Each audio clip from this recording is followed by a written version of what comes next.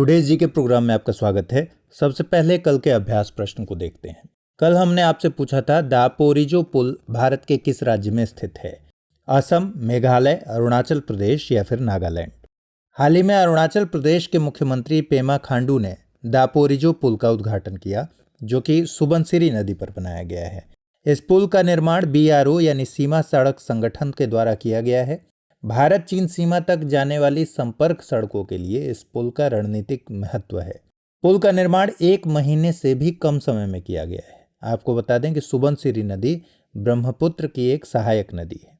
तो इस तरह इस प्रश्न का सही जवाब है ऑप्शन सी, अरुणाचल प्रदेश। अब आइए आज के सेशन की शुरुआत करते हैं। देखो अपना देश किस मंत्रालय द्वारा चलाई जा रही सीरीज है? संस्कृति मंत्रालय, पर्यटन मंत्रालय, मानव संसाधन विकास मंत्रालय या फिर रेल मंत्रालय। देखो अपना देश दरअसल पर्यटन मंत्रालय द्वारा चलाई जा रही एक वेबिनार सीरीज है। इसका मकसद है देश के विभिन्न पर्यटन स्थलों के बारे में जागरूकता फैलाना और पर्यटन स्थलों को प्रमोट करना। हाल ही में पर्यटन मंत्रालय ने इस सीरीज के 6ठे वेबिनार का आयोजन किया। इसका विषय making India an inclusive travel destination for all, यह इसका विषय था। तो इस तरह इस प्रश्न का सही जवाब है ऑप्शन बी, पर्यटन मंत्रालय। अब आइए दूसरे सवाल को देखते हैं। नूर उपग्रह हाल ही में विवाद के केंद्र में रहा। यह किस देश से संबंधित है? पाकिस्तान, ईरान, सऊदी अरब या फिर इराक। हाल ही में अमेरिका ने ईरान पर UN रिजोल्यूशन के वायलेशन का आरोप लगाया है। दरअसल ईरानी सेना की शाखा IRGS यानी Iran Islamic revolution guard corps ने पहले मिलिट्री उपग्रह के कक्षा में स्थापित होने की खबर दी। ईरान के पहले मिलिट्री सैटेलाइट का नाम नूर है, जिसका अर्थ है प्रकाश। इसके बाद अमेरिका और ईरान के बीच एक बार फिर तनातनी के हालात बन गए। अमेरिका के मुताबिक सैटेलाइट लॉन्च करने में ईरान ने जो तकनीक अपनाई है, उसकी मदद से वो इंटरकॉन्टिनेंटल बैलिस्टिक मिसाइल्स बना सकता है। संयुक्त राष्ट्र सुरक्षा परिषद के रिजोल्यूशन में ईरान द्वारा ऐसी कैपेबिलिटी को हासिल करने पर रोक है। इस तरह इस प्रश्न का सही जवाब है ऑप्शन बी, ईरान। अगला सवाल देखें। पहला वर्ल्ड बुक डे कब मनाया गया? 23 अप्रैल 2000, 23 अप्रैल 2019, 23 अप्रैल 1995 या फिर 23 अप्रैल 1999। World Book Day United Nations Educational, Scientific and Cultural Organization यानी यूनेस्को द्वारा हर साल 23 अप्रैल को ऑर्गेनाइज किया जाता है। 23 अप्रैल 1995 को पहली बार वर्ल्ड बुक डे का आयोजन किया गया था। वर्ल्ड बुक डे को world book and copyright day के नाम से भी जाना जाता है। 23 अप्रैल 1616 के दिन विलियम शेक्सपियर की मौत हुई थी, यानी 23 अप्रैल शेक्सपियर की डेथ एनिवर्सरी भी है। कोरोना वायरस की वजह से तमाम प्रकाशकों ने इस साल वर्ल्ड बुक डे के मौके पर डिजिटल प्लेटफॉर्म का उपयोग कर लेखकों के साथ इंटरैक्टिव सेशंस साझा किए। तो इस तरह इस प्रश्न का सही जवाब है ऑप्शन सी। चौथा सवाल। हाल ही में the epidemic diseases amendment ordinance 2020 किसकी सुरक्षा के मद्देनजर पास किया गया है? राजनीतिक दल के नेताओं एवं मंत्रियों की सुरक्षा, अंतर्राष्ट्रीय स्तर के खिलाड़ियों की सुरक्षा, महामारी से पीड़ित लोगों की सुरक्षा, स्वास्थ्य कर्मियों एवं आशा कार्यकर्ताओं की सुरक्षा। कोरोना महामारी से उपजे भय के माहौल में स्वास्थ्य कर्मियों पर हो रहे लगातार हमलों की वजह से सरकार ने अध्यादेश लाने का निर्णय लिया। राष्ट्रपति रामनाथ कोविंद ने the epidemic diseases amendment ordinance 2020 को पास कर दिया है। अध्यादेश के जरिए एपिडेमिक डिजीजेज एक्ट 1897 में संशोधन किया गया है। स्वास्थ्य कर्मियों को दी गई सुरक्षा के दायरे में आशा कार्यकर्ताओं को भी शामिल किया गया है।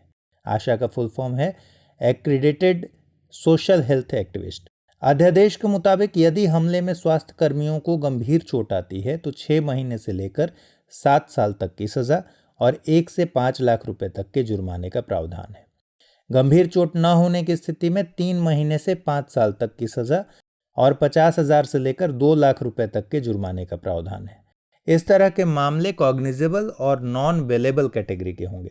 मकान मालिक या पड़ोसी द्वारा की गई प्रताड़ना भी अध्यादेश के दायरे में है। Mobile virology research and diagnostics laboratory यानी MVRDL का विकास किस संस्था द्वारा किया गया है? DRDO, IIT Kharagpur, science tech park Pune, NIV Pune. रक्षा मंत्री राजनाथ सिंह ने वीडियो कॉन्फ्रेंसिंग के जरिए mobile virology research and diagnostics laboratory यानी MVRDL का उद्घाटन किया। MVRDL ESIC अस्पताल हैदराबाद के सहयोग से DRDO द्वारा विकसित किया गया है। इसे ज़रूरत के मुताबिक देश के किसी भी हिस्से में भेजा जा सकता है। ऐसा पहला mobile viral research lab DRDO की लेबोरेटरी रिसर्च सेंटर इमारत यानी RCI ने ESIC अस्पताल हैदराबाद के सहयोग से बनाया था। अमूमन बायोसेफ्टी लेवल 2 और लेवल 3 के ऐसे लैब बनाने में 6 महीने से ज़्यादा का वक्त लगता है या 6 महीने के आसपास का वक्त लगता है, लेकिन DRDO ने इसे 15 दिन के रिकॉर्ड समय में विकसित किया है। इस तरह इस प्रश्न का सही जवाब है ऑप्शन ए DRDO। अब अगला सवाल देखते हैं। निम्नलिखित में से कौन ब्रह्म समाज से संबंधित नहीं रहे हैं? देवेंद्रनाथ टैगोर, केशव चंद्र सेन, अश्वनी चंद्र दत्त, महादेव गोविंद राणाडे। राजा राम मोहन राय की मौत के बाद ब्रह्म समाज की कमान महर्षि देवेंद्रनाथ टैगोर ने संभाली थी। तो देवेंद्रनाथ टैगोर ब्रह्म समाज से संबंधित थे। वे रविंद्रनाथ टैगोर के पिता थे। उन्होंने ही बाद में केशव चंद्र सेन को ब्रह्म समाज में आचार्य नियुक्त किया था। हालांकि बाद में केशव चंद्र सेन और देवेंद्रनाथ टैगोर में मनमुटाव हो गया और उन्हें आचार्य के पद से हटा दिया गया। अश्वनी चंद्र दत्त बाद के दौर में ब्रह्म समाज के विचारों और इसकी लोकप्रियता से आकर्षित होकर इससे जुड़े। राणाडे का संबंध ब्रह्म समाज से न होकर प्रार्थना समाज से था। प्रार्थना समाज की स्थापना केशव चंद्र सेन की मदद से आत्माराम पांडुरंग और राणाडे ने 1867 में की थी। तो इस तरह इस प्रश्न का सही जवाब है ऑप्शन डी। अगला सवाल, निम्नलिखित में से कौन यंग बंगाल आंदोलन के प्रवर्तक थे? A.O. Hume, Henry Vivian Derozio या फिर जीजी अगरकर और राधाकांत देव। ये चार ऑप्शंस हैं। हेनरी विवियन डेरोजियो ने 1826 में बतौर प्राध्यापक, बतौर शिक्षक तत्कालीन कलकत्ता में हिंदू कॉलेज ज्वाइन किया था। डेरोजियो पर फ्रांस की क्रांति का गहरा असर था। डेरोजियो एंग्लो इंडियन थे और कट्टर हिंदुओं के खिलाफ उन्होंने मोर्चा खोल दिया था। इसी वजह से बाद में उन्हें हिंदू कॉलेज से बाहर कर दिया गया। डेरोजियो आधुनिकता के प्रबल समर्थक थे तथा पुराने रीति रिवाजों के घोर विरोधी। उन्होंने बंगाल में यंग बंगाल आंदोलन को जन्म दिया। इसके समर्थक उग्रवादी या रेडिकल विचारधारा के थे। A.O. ह्यूम ने भारतीय राष्ट्रीय कांग्रेस की स्थापना 1885 में की थी। जीजी अगरकर महाराष्ट्र से ताल्लुक रखते थे। वे तर्कों में यकीन रखते थे और उनकी पहचान शिक्षाविद तथा समाज सुधारक के रूप में थी। राधाकांत देव धर्म सभा के संस्थापक थे। प्रगतिशील संस्थाओं के उलट धर्म सभा एक रूढ़िवादी संस्था थी। इसने सती प्रथा को खत्म किए जाने का विरोध भी किया था। इसकी स्थापना 1830 में हुई थी। तो इस तरह इस प्रश्न का सही जवाब है option B, Henry Vivian Derozio. अगला सवाल, गोपाल कृष्ण गोखले ने निम्नलिखित में से किस संस्थान की स्थापना की थी? Indian social conference, Indian association, the Servant of India society, India league. Gokhale ने महादेव गोविंद राणाडे की मदद से 1905 में the Servant of India society की स्थापना की थी। इस संस्था ने खुद को कांग्रेस और राजनीतिक गतिविधियों से अलग रखा था। संस्था का मुख्य मकसद देश सेवा के लिए मिशनरियों को प्रशिक्षित करना था। इंडियन सोशल कॉन्फ्रेंस कांग्रेस की समाज सुधारक शाखा थी। इसने याचना अभियान चलाया था जिसमें बाल विवाह नहीं करने की याचना की जाती थी। इसकी स्थापना MG राणाडे ने की थी। इंडियन एसोसिएशन की स्थापना सुरेंद्रनाथ बैनर्जी ने आनंद मोहन बोस की मदद से 1876 में की थी। वहीं इंडिया लीग का कार्य राष्ट्रवाद को प्रोत्साहित करना था।